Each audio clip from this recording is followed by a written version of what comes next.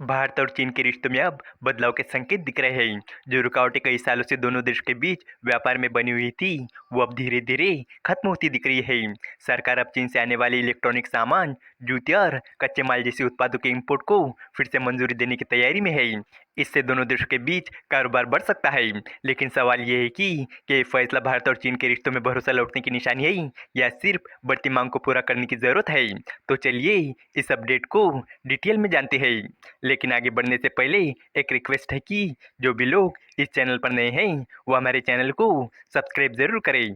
इस काम के लिए कोई पैसे नहीं लगते हैं, बल्कि इससे हमें मोटिवेशन मिलता है। तो चलिए आगे बढ़ते हैं। भारत और चीन के बीच रिश्ते सुधरने के संकेत में रहे और व्यापार की दीवार टूटती नजर आ रही है। इस कड़ी में भारत सरकार अब चीन और दूसरे देशों से आने वाले इलेक्ट्रॉनिक पार्ट्स, जूते, रोजमर्रा के घरेलू सामान, स्टील और कच्चे माल जैसे सामानों के इंपोर्ट से जुड़े रुके हुए प्रस्ताव को जल्दी मंजूरी देने की तैयारी कर रही है। ये फैसला इसलिए लिया गया है क्योंकि 2020 की शुरुआत में भारत और चीन के बीच सीमा पर झड़पें हुई थी। इसके बाद भारत ने चीन से आने वाले कई सामानों के इंपोर्ट पर रोक लगा दी थी। लेकिन अब जब दोनों देशों के रिश्ते बेहतर हो रहे हैं और हाल ही में जीएसटी घटने से रोजमर्रा की चीजों की मांग बढ़ी है, इसलिए सरकार ने दोबारा इंपोर्ट की अनुमति देने का फैसला किया है। इकोनॉमिक टाइम की रिपोर्ट के मुताबिक अब चीन और दूसरे देशों में बने सामानों को भारत में लाने के लिए वहां की कंपनियों को जरूरी सर्टिफिकेट दिया जाएगा ताकि उनका एक्सपोर्ट जल्दी हो सके।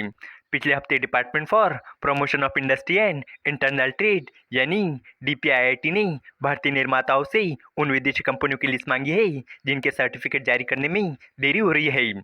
Ministry of commerce and industry के तहत आने वाले इस विभाग ने सभी जरूरी जानकारी और मौजूदा स्थिति की रिपोर्ट मांगी है। ऐसा एक संदेश इंडस्ट्री ऑर्गेनाइजेशन और एसोसिएशन को भी भेजा गया है। एक बड़े सरकारी अधिकारी ने बताया कि सरकार जल्दी चीन समेत कई देशों के सप्लायर्स को लाइसेंस देना और पुराने लाइसेंस को दोबारा अपडेट करना शुरू कर देंगी। उन्होंने कहा कि ये प्रक्रिया जल्दी शुरू होंगी और हर आवेदन को अलग अलग देखकर मंजूरी दी जाएंगी। केंद्र सरकार इंडस्ट्री को सप्लाई बढ़ाने और त्योहारी सीजन की बढ़ती मांग को पूरा करने में मदद करना चाहती है। 22 सितंबर को टैक्स में कमी आने का फायदा ग्राहकों तक पहुंचाने के लिए कंपनियों ने कीमतें कम की है, जिसके बाद कार और कंज्यूमर इलेक्ट्रॉनिक जैसे कई सामानों की बिक्री में भारी उछाल आया है। इस वजह से कई सामानों का स्टॉक खत्म हो गया है। प्रीमियम कंज्यूमर इलेक्ट्रॉनिक्स जैसे बड़े स्क्रीन वाले TV, dish washer, washing machine और रेफ्रिजरेटर के लिए पहली बार ऐसा हो रहा है कि ग्राहकों को कई हफ्तों तक इंतजार करना पड़ रहा है। किसी भी फैक्ट्री को, चाहे वो भारत में हो या किसी दूसरे देश में, ब्यूरो ऑफ इंडियन स्टैंडर्ड यानी बीआईएस से मंजूरी लेना जरूरी है। ये मंजूरी उन तैयार प्रोडक्ट्स, उनके पार्ट्स और कच्चे माल के लिए होती है जो क्वालिटी कंट्रोल ऑर्डर यानी क्यूसीओ के तहत आते हैं। इसमें इलेक्ट्रॉनिक सामान, जूते और यहाँ तक कि बिजनेस टू बिजनेस यानी बी2बी प्रोडक्ट भी शामिल होते हैं। सर्टिफिकेट की प्रक्रिया के तहत बीआईएस की एक टीम विदेशी फैक्ट्रियों का इंस्पेक्शन करती है। भारत में बनी चीज़ों के लिए मंजूरी जल्दी मिल जाती थी, लेकिन विदेशी फैक्ट्रियों के लिए ये प्रक्रिया बहुत धीमी थी।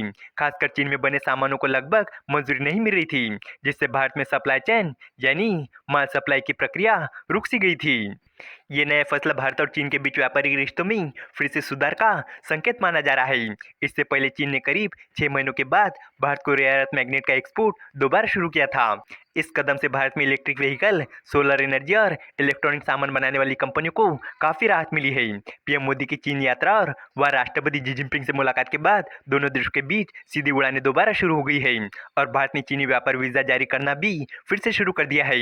दोनों देशों के बीच संबंध अच्छे होने के पीछे का सबसे बड़ा कारण अमेरिकी टैरिफ और अमेरिका के पाकिस्तान से बढ़ती नजदीकी को माना जा रहा है, क्योंकि भारत अमेरिकी टैरिफ के कारण होने वाले नुकसान की भरपाई दूसरे देशों से करना चाहता है और यही कारण है कि अमेरिकी टैरिफ ने कहीं ना कहीं दोनों देशों को करीब ला दिया है। जिसके बाद फाइनेंशियल ईयर 2025-26 के पहले 6 महीनों में भारत से चीन को जाने वाले सामान में 22% की बढ़ोतरी आई है और ये जानकारी खुद भारत में चीन के राजदूत शू फेओंग ने सोशल मीडिया प्लेटफॉर्म एक्स पर दी है। उन्होंने कहा कि चीन भारत के प्रीमियम सामानों का स्वागत करता है और अमेरिका की टैरिफ से भारत के व्यापार पर पड़ने वाले असर को कम करने में मदद करने के लिए तैयार है। ये बात ऐसे समय सामने आई है जब ये खबर आई कि फाइनेंशियल ईयर 2025-26 में भारत का चीन को एक्सपोर्ट काफ़ी बड़ा है। इसमें टेलीफोन सेट के पार्ट्स, झींगे, एल्यूमिनियम और शिमला मिर्च जैसे उत्पादों की मांग सबसे ज़्यादा रही। अप्रैल से सितंबर 2025 में भारत का चीन को एक्सपोर्ट 8.41 बिलियन डॉलर रहा, जबकि साल 2024 के इसी अवधि में ये 6.9 बिलियन डॉलर का था। ये कुल 22% की बढ़ोतरी है। खासकर अगस्त महीने में अमेरिका द्वारा भारतीय सामानों पर ऊंचे टैरिफ लगाने के बाद ये बढ़ोतरी और तेज हुई है।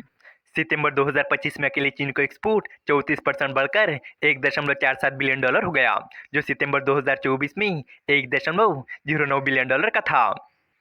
इस वीडियो का कंक्लूजन ये है कि भारत और चीन के बीच रिश्तों में धीरे धीरे नजदीकी आ रही है। व्यापार के रास्ते फिर से खुल रहे हैं और दोनों देश एक बार फिर से आर्थिक साझेदारी की ओर आगे बढ़ रहे हैं। सरकार का ये कदम न सिर्फ घरेलू उद्योगों को राहत देगा, बल्कि भारतीय कंज्यूमर को भी फायदा पहुंचाएगा। हालांकि ये कहना भी जल्दबाजी होंगी कि ये भरोसे की वापसी है या सिर्फ आर्थिक मजबूरी है। आने वाले समय में ये देखना दिलचस्प होगा कि भारत और चीन का ये नया सहयोग लंबे समय तक टिकेगा या फिर ये सिर्फ हालात से जुड़ा अस्थायी कदम है। उम्मीद है कि आपको ये जानकारी पसंद आई होगी और भी इसी तरह के इन्फॉर्मेटिव वीडियोस के लिए हमारे चैनल को सब्सक्राइब करें। धन्यवाद।